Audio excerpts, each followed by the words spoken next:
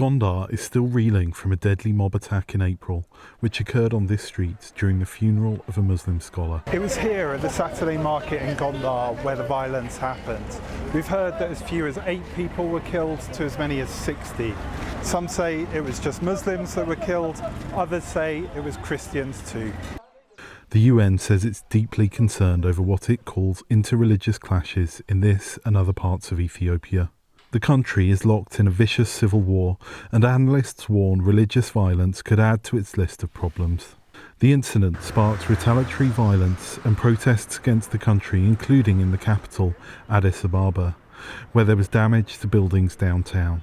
Gonder authorities have kept a close eye on independent reporting, while Ethio Telecom has restricted internet access throughout the city, but VOA was able to speak to witnesses.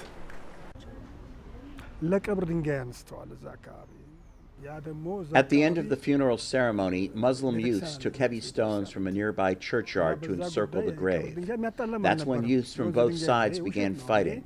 It was chaos. Other witnesses said the violence was premeditated, deliberately targeting Muslims over the course of several days. The UN Commissioner for Human Rights has called on authorities to investigate what happened.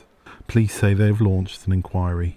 But a Christian leader in Gonder criticised the UN and said the violence is an isolated incident and that relations between Christians and Muslims in the city are good.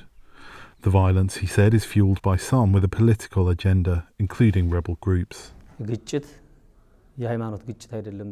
As the Ethiopian Orthodox Church, we believe that the conflict has literally been imported from somewhere else, using religion as a coverage. External forces, particularly those forces who have political interests, are behind the conflict. A Muslim leader, however, says the violence has been brewing for years. There have been signs since 2016 that we identified and reported to all concerned government offices. Improper religious teachings, preaching that some religious institutions superior to others, was one sign.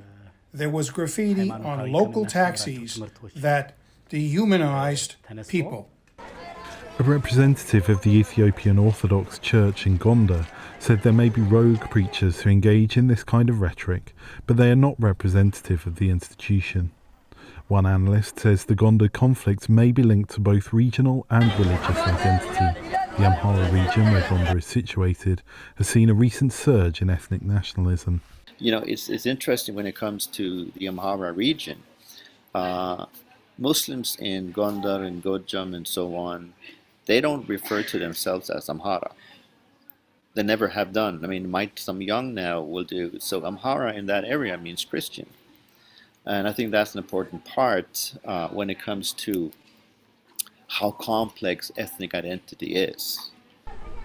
As investigations continue, the atmosphere in Gonder remains tense. Henry Wilkins for VOA News, Gonder, Ethiopia.